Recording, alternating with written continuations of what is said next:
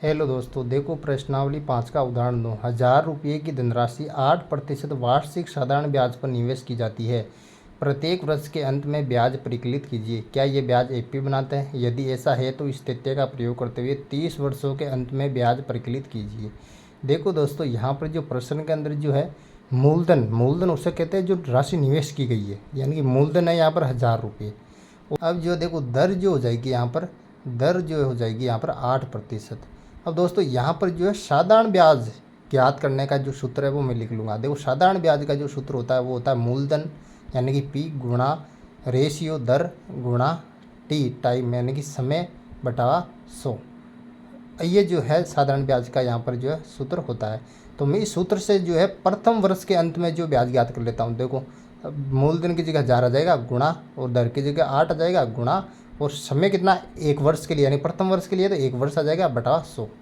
अब देखो यहाँ पर 2 जीरो से 2 जीरो में कैंसिल कर दूंगा और यहाँ पर जो है नीचे जो है यहाँ पर 8 को मैं 10 से गुणा करूँगा तो आ जाएगा मेरे पास 80 रुपये। यानी कि प्रथम वर्ष के अंत में ब्याज कितना आ गया 80 रुपये। तो अब दूसरे वर्ष के लिए निकालूंगा मैं, दूसरे वर्ष के अंत में ब्याज कितना होगा वो का वही। देखो मूलधन कितना है 1000 गुणा दर कितनी है यानी कि रेशियो और यहाँ पर 8 और गुणा और समय कितना 2 वर्ष है अब की बार तो 2 लगा दूंगा मैं बटा 100। अब देखो 2 जीरो से 2 जीरो यहाँ पर मैं कैंसिल कर दूंगा और देखो यहाँ पर बचे 10 तो मैं 10 यहाँ पर लिख दूंगा और उधर जो है 8 को 2 को गुणा करूँगा आ जाएगा 16 मेरे पास। 8 दूने 16। अब 16 और 10 को गुणा करने पर आ जाएगा मेरे पास 16 और 10 को गुणा करूँगा तो आ जाएगा 160।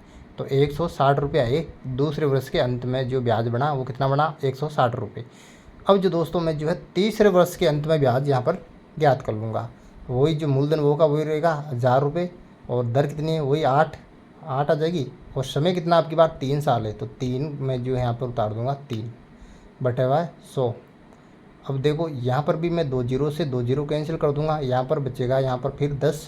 तो देखो यहाँ पर बराबर लगा के मैं 10 उतार दूंगा यहाँ पर 10 और 8 को और 3 को गुणा करूँगा तो आ जाएगा मेरे 8 या 24। अब जो है यहाँ पर मैं 24 उतारूँगा। अब 24 को मैं 10 से गुणा करूँगा तो कितना आ जाएगा मेरे पास यहाँ पर 240। तो 240 रुपये आ जाएगा मेरे पास तीसरे वर्ष के अंत में।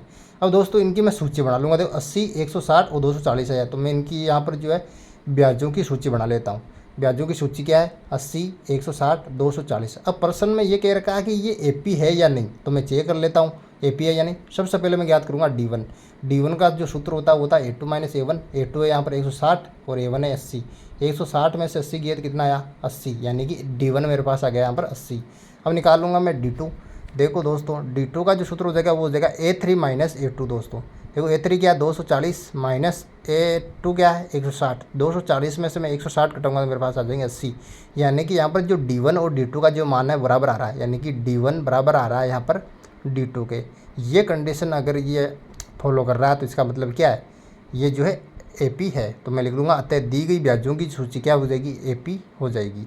तो ये क्या है एक एपी है तो मैं नीचे एपी लिख लूँगा वापस। ये सूची एपी क्या है 80 160 240 ये एपी दे रखी है।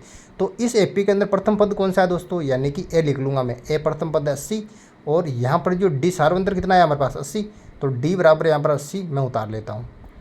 अब जो है प्रश्न के अंदर कह रखा है कि 30 वर्षों के अंत में ब्याज ज्ञात करना है। 30 वर्षों के अंत का मतलब है A30 हमें ज्ञात करना है। तो देखो n बराबर यहाँ पर आ जाएगा 30 यानी कि 30 साल है तो 30 मैं यहाँ पर उतार दूंगा। जो an के सूत्र से निकालूंगा मैं 30 वर्षों के अंत में ब्याज तो an बराबर a प्लस n माइनस 1 कोष्टक में बंद कर दूंगा यहाँ पर और जो है गुणा के अंदर यहाँ पर आ जाएगा d।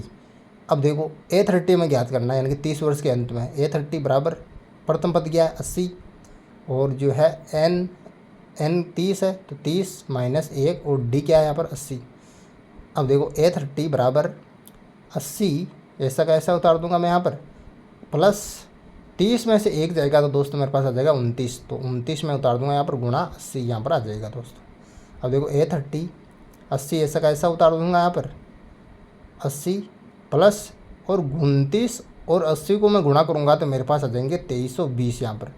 A30 बराबर और 80 को मैं जोड़ूंगा 2320 में तो मेरे पास आ जाएंगे 2400। यानी कि 30 वर्षों के अंत में जो ब्याज बनेगा वो जो बनेगा 2400। Very simple.